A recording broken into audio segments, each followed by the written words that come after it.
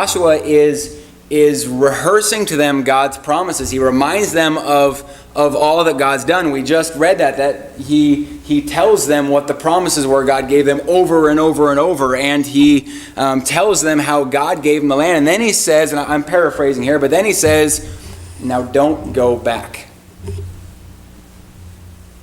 Don't go back. God has brought you here. He's delivered you from bondage. He's brought you through the wilderness. He's given you the land. Now don't go back. Here's what he's telling him. Burn your bridges. Burn your bridges. And here's why I find that so interesting, because it is so very opposite of what human reasoning tells us. Human reasoning tells us to never burn bridges, that it's always a bad idea. I read an article preparing for this that was speaking about not this presidential election, but 4 years ago, and it was talking about Chris Christie. And it was a political analyst who, it was well before Christie had dropped out of things, who way before that said Chris Christie has no chance of being elected president. And his reason was this. The article gave this reason, that Chris Christie burns too many political bridges. And it went on to give examples of bridges that he had burned politically that would hurt his possibility of, or in the election process. What human reasoning would say is that if you want to be successful, if you want to succeed in things, that you can't burn bridges. You can't. I looked up for this message a simple definition of burning bridges. Here's what I found. I like this. It is the act of eliminating all possibility of return or retreat.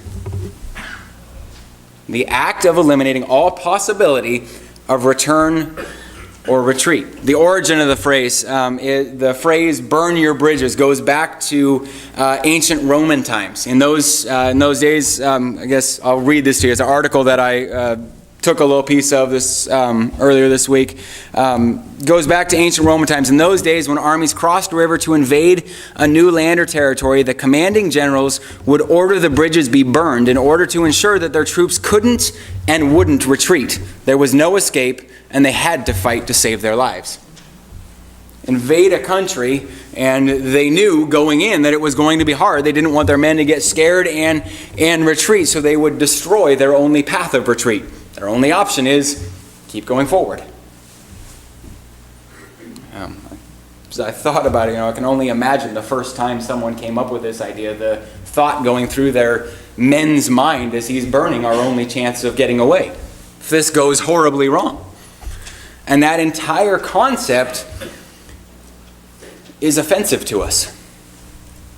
The entire idea of burning bridges is offensive to us. It has a negative connotation to it. You don't hear someone positively saying that, that man burnt his bridges. That's never thought of as a good thing. I gave the example of Chris Christie and what they were saying, that it would be his doom, and that's how we view it. Never in a good light, but always in a negative light. But I want us tonight to see that's exactly what Joshua was telling them to do. And as Christians here tonight, it's exactly what we need to do. We need to burn some bridges of our past. Remembering that definition, eliminating all possibility of return or retreat. Because there are a whole lot of Christians who come to church and they make a profession of salvation, and they are faithful in church for a time, and they appear to be living right, and it looks as it should, except they have left those ties to the past, whether the ties be old friends or whatever it may be, that brings them back to that life of sin, when what needs to happen is that bridge needs to be burned.